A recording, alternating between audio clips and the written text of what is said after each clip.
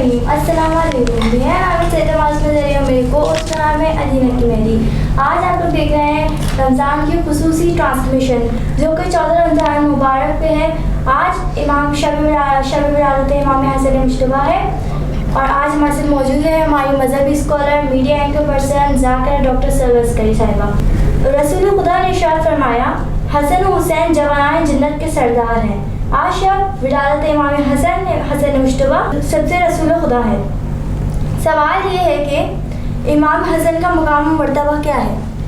بسم اللہ الرحمن الرحیم. السلام علیکم. آپ کے توسط سے میں تمام قائم ٹی وی کے تمام ناظرین کی خدمت میں سلام پیش کرنا چاہتی ہوں. یہ ماہ رمضان المبارک بھی ہے اور ماہ رمضان المبارک میں پروردگار عالم کا لطف و کرم اور احسان عظیم ہے کہ سورہ کوثر کی عملی تفسیر بن کر عملی دلیل بن کر امام حسن مجتبیٰ امام سبز قبا علیہ السلام کی شب ولادت آ گئی. تمام قائم ٹی وی کے ناظرین کو مبارکباد پیش کرتے ہوئے اللہ رب العزت کے ساتھ کہ ہم سب کو ایسی ہزاروں خوشیاں منانا نصیب فرمائے. آمین ثم آمین. میں چاہتی ہوں کہ آج کے اس پروگرام کا باقاعدہ آغاز ایک اپنے کلام کے ذریعے کروں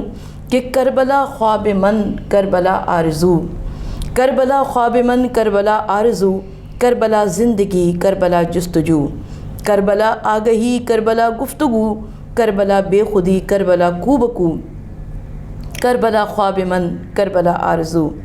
میرے دل کی لگن میری عرض سخن، میری زندگی کٹھن اور اس میں ہر قدم روشنی کی کرن کربلا خواب من کربلا آرزو. اور کٹ گئے بازو تیرے اے علمدار وفا،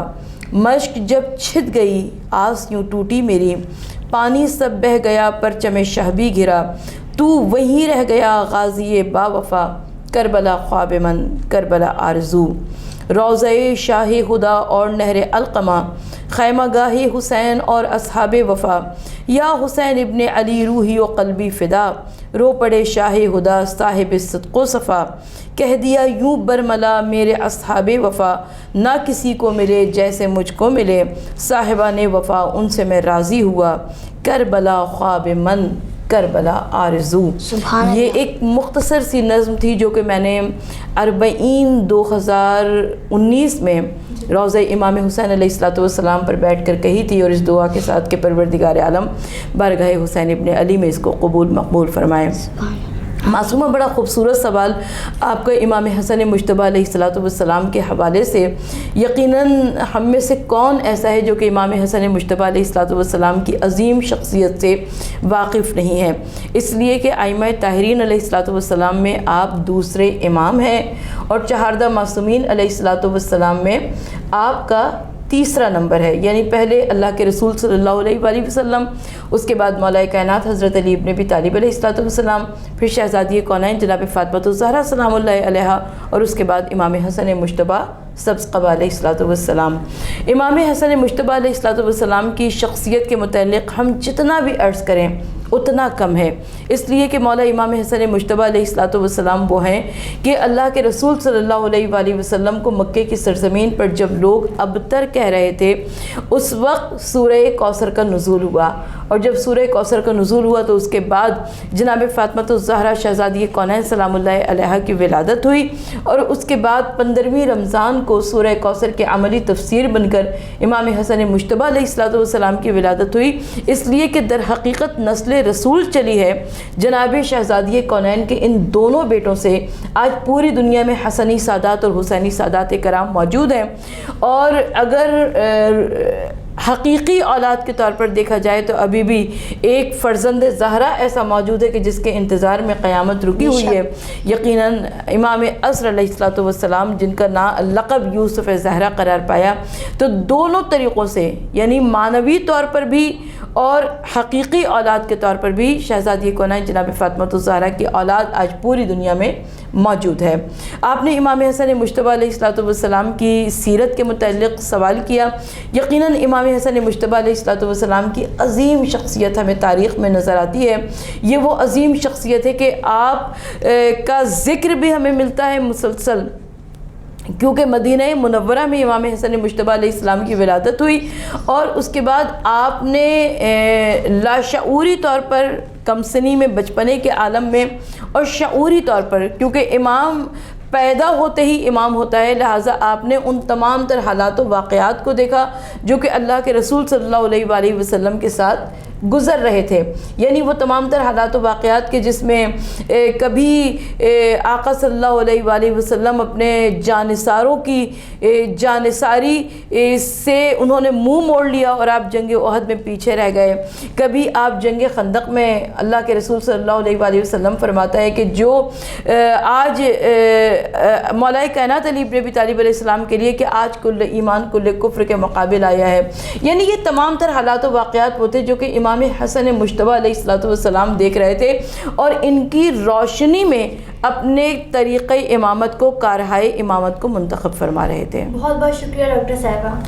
حسن کو دیکھ کر مہر نبی پہ کہتے تھے لوگ، حسن کو دیکھ کر مہر نبی پہ کہتے تھے لوگ، رسول اپنا ہی بچپن اٹھائے پھرتے ہیں۔ سبحان اللہ۔ السلام علیکم ڈاکٹر صاحبہ۔ وعلیکم السلام۔ کیسی ہیں آپ؟ الحمدللہ۔ آج جیسے کہ 14 رمضان ہے، امام حسن کی ولادت ہے، آپ کو مبارک ہو۔ خیر مبارک۔ میرا آپ سے سوال یہ ہے کہ امام حسن کا حسب و نسب کیا تھا؟ امام حسن مجتبیٰ علیہ السلام کا جتنا خاندانی فیملی بیک گراؤنڈ عظیم ہے، خاندانی حسب و نسب ہمیں تاریخ میں ملتا ہے، اس سے زیادہ عظیم حسب و نسب کس کا تاریخ میں ہو سکتا ہے، اس لیے کہ آپ وہ پہلی شخصیت ہیں جو کہ معصوم والدین کے ذریعے دنیا میں تشریف لائے ہیں، یعنی ایک جانب اگر والد مولا کائنات حضرت علی بن ابی طالب علیہ السلام ہیں تو والدہ شہزادی کونین جناب فاطمہ الزہرا سلام اللہ علیہا ہیں، آپ کے نانا رحمت للعالمین صاحب خاتم النبیین و مرسلین احمد مجتبیٰ محمد مصطفیٰ صلی اللہ علیہ وآلہ وسلم، اور آپ کی نانی ام المومنین ملیکۃ العرب خدیجۃ الکبریٰ جناب خدیجۃ الکبریٰ سلام اللہ علیہا، آپ کے دادا متولی کعبہ محافظ حرم پاسبان حرم مالک زمزم حضرت ابو طالب علیہ السلام، اور آپ کی دادی ملکہ امامت جن کے لیے خانہ کعبہ میں نیا دروازہ بن گیا ہو، یعنی جناب فاطمہ بنت اسد۔ اب جب نیچے کی جانب ہم دیکھتے ہیں تو امام حسین آپ کے چھوٹے بھائی ہیں، جناب زینب کبریٰ شریکۃ الحسین آپ کی چھوٹی بہن ہے، تو یہ وہ گھرانہ تھا جو کہ در حقیقت اوصاف میں اتنا کامل اور اکمل گھرانہ نظر آتا ہے کہ جس کی نظیر ہمیں تاریخ عالم میں کہیں نہیں ملتی۔ سبحان اللہ ڈاکٹر صاحبہ، آپ کا بہت شکریہ۔ جی ناظرین، اب وقت ہو جاتا ہے ایک بریک کا، ملتے ہیں ایک بریک کے بعد، دیکھتے رہیے قائم ٹی وی رمضان ٹرانسمیشن۔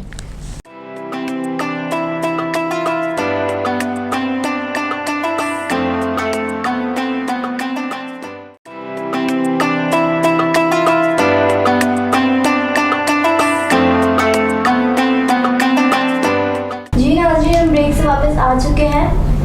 ڈاکٹر صاحب، میں آپ سے سوال یہ ہے کہ امام حسن کی شجاعت کے بارے میں ہمارے ناظرین کو بتائیے۔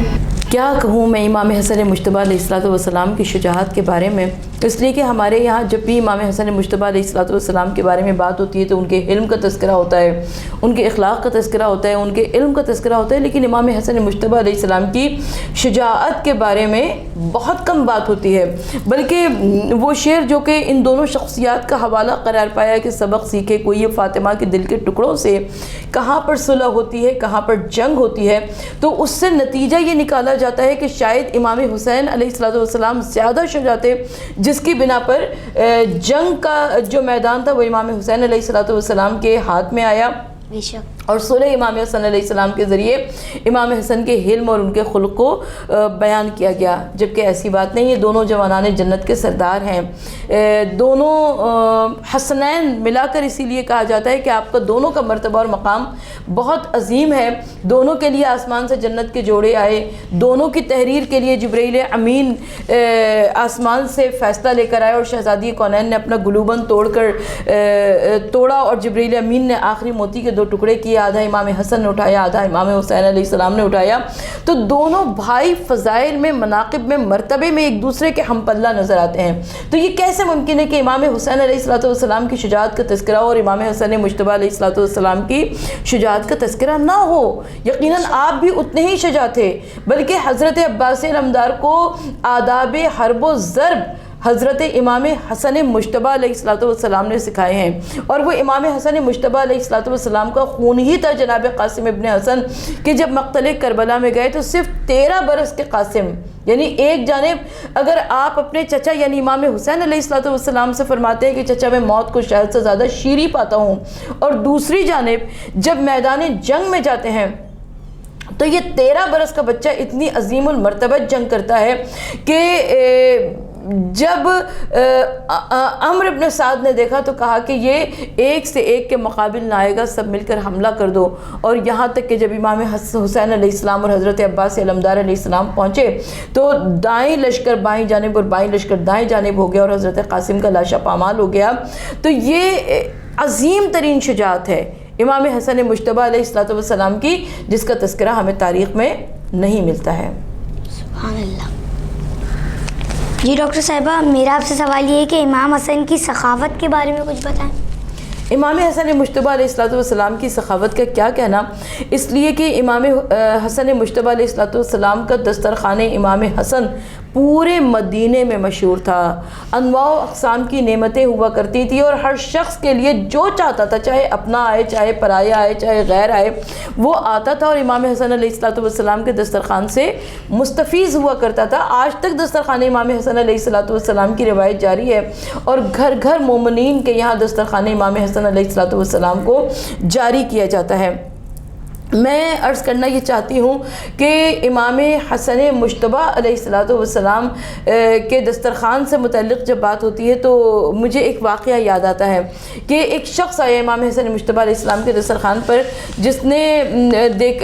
کو امام حسن مجتبی علیہ السلام نے دیکھا کہ وہ کچھ کھاتا جاتا ہے اور کچھ اپنے پاس میں رکھتا جاتا ہے، ایک تھیلی میں جمع کرتا جاتا ہے۔ تو امام حسن مجتبی علیہ السلام نے فرمایا، کہا کہ بھائی جتنا کھانا ہو کھا لے، پیٹ بھر کے کھا لو، اس کے بعد اپنے گھر والوں کے لیے لے جانا ہو تو دل بھر کے لے جانا۔ تو اس نے کہا کہ نہیں، میں مسجد میں ایک ایسے نمازی کو چھوڑ کر آیا ہوں جو اتنا غریب ہے کہ وہ زانوں کے زور سے سوکھی روٹی کو توڑتا ہے اور اسے پانی میں بھگو کر کھا رہا ہے، تو میں تھوڑا سا کھانا اس کے لیے لے کر جانا چاہ رہا ہوں۔ تو امام حسن مجتبی علیہ السلام نے فرمایا، کہا کہ وہ میرے بابا علی مرتضیٰ ہیں، شیر خدا، امیر عرب، اسد اللہ الغالب، مطلوب کل طالب علی ابن ابی طالب علیہ السلام ہے، لیکن تزکیہ نفس کی وہ ان منزلوں پر ہے کہ وہ روٹی کو زانوں کے زور سے توڑتے ہیں، پانی میں بھگوتے ہیں اور کھاتے ہیں۔ یعنی ایک جانب آپ کے گھر کی سخاوت اتنی عظیم تھی کہ دسترخوان امام حسن کی شہرت دور دور تک تھی، اور دوسری جانب اس گھرانے کے مکینوں کا طریقہ ایسا تھا کہ وہ ان نعمتوں سے لطف اندوز کیا ہونا، اس لیے کہ وہ ایک ایک عمل ان کا من جانب پروردگار عالم تھا۔ جی ڈاکٹر صاحبہ، میرا آپ سے سوال یہ ہے کہ امام حسن کے حسن و سلوک کے بارے میں کچھ بتائیے۔ امام حسن مجتبی علیہ السلام کا حسن سلوک ہمیں تاریخ میں بہت زیادہ عام نظر آتا ہے، اس لیے کہ خلق امام حسن علیہ السلام، آپ کا علم بہت زیادہ مشہور نظر آتا ہے۔ روایت یہ کہتی ہے کہ ایک مرتبہ امام حسن مجتبی علیہ السلام مدینہ کی ایک راہ گزر سے گزر رہے تھے، شاہراہ سے گزرتے ہوئے ایک یہودی آیا اور اس نے امام کی لجام فرض پر ہاتھ ڈال دیا۔ ہم شاید گزشتہ کسی پروگرام میں عرض کر رہے ہیں کہ عرب کی اس سرزمین پر لجام فرض پر ہاتھ ڈالنا بے ادبی تصور کی جاتی تھی، اور وہ بھی یہودی کافر۔ امام حسن مجتبی علیہ السلام نے پوچھا کہ آخر اس عمل کی وجہ کیا ہے؟ اس نے کہا کہ میں ایک حدیث رسول صلی اللہ علیہ وآلہ وسلم کے متعلق پوچھنا چاہتا ہوں جس نے مجھے بے یقینی میں ڈال دیا ہے۔ امام حسن مجتبی علیہ السلام نے فرمایا کہ میرے جد نامدار اللہ کے رسول صلی اللہ علیہ وآلہ وسلم کی احادیث تو شک کے اندھیروں سے یقین کی روشنی میں لے کر آتی ہیں، یہ کیسی حدیث ہے کہ جس نے تجھے بے یقینی میں ڈال دیا ہے؟ اور اس کے بعد اس عربی یہودی نے کہنا شروع کیا، کہا کہ امام حسن مجتبی علیہ السلام سے کہ آپ کے جد نامدار نے کیا یہ نہیں فرمایا کہ یہ دنیا مومن کے لیے قید خانہ ہے اور کافر کے لیے جنت ہے؟ کہا کہ بے شک میرے جد نامدار نے یہ ارشاد فرمایا ہے۔ کہا کہ آپ اپنے عقیدے کے مطابق مومن ہیں، میں آپ کے عقیدے کے مطابق کافر ہوں۔ میرے لیے دنیا جنت ہونی چاہیے تھی، آپ کے لیے اس دنیا کو جہنم ہونا چاہیے تھا، لیکن کتنی عجیب و غریب بات یہ کہ آپ نے بہترین لباس زیب تن کر رکھا ہے، آپ سواری کے عمدہ جانور پر موجود ہیں، دسترخوان امام حسن کی شہرت دور دور تک موجود ہے، اور میں کافر ہوں مگر میرے پاؤں میں نالین نہیں، میں پھٹے پرانے کپڑے پہنے ہوئے ہوں۔ تو امام حسن مجتبی علیہ السلام نے کمال شفقت سے، محبت سے، مہربانی کے ساتھ اس کو سمجھایا، کہا کہ دیکھو میرے جد رسول خدا صلی اللہ علیہ وآلہ وسلم نے جو فرمایا ہے کہ دنیا سجن المومن و جنت الکافر، اس کا مطلب یہ ہے کہ تمہیں معلوم ہی نہیں ہے کہ پروردگار عالم نے آخرت میں ہمارے لیے کیسی نعمتیں رکھی ہیں، اور تمہیں معلوم ہی نہیں ہے کہ پروردگار عالم نے تمہارے لیے آخرت میں کیسا دردناک عذاب رکھا ہے۔ اگر تم اس دردناک عذاب کو دیکھ لو تو تم کہو کہ میں دنیا میں جنت میں تھا، اور اگر تمہیں معلوم ہو جائے کہ ہمارے لیے آخرت میں کیسی کیسی نعمتیں رکھی ہیں تو تم تو یہ کہنے پر مجبور ہو جاؤ گے کہ آپ دنیا میں جیسے جہنم میں تھے۔ بہت شکریہ ڈاکٹر صاحبہ، آپ یہاں آئی ہمارے پروگرام میں اپنا وقت نکال کے۔ جی ناظرین، اب وقت ہو جاتا ہے ہمارے پروگرام کے اختتام کا۔ ملتے ہیں اگلے پروگرام میں، دیکھتے رہیے قائم ٹی وی رمضان ٹرانسلیشن۔ شکریہ۔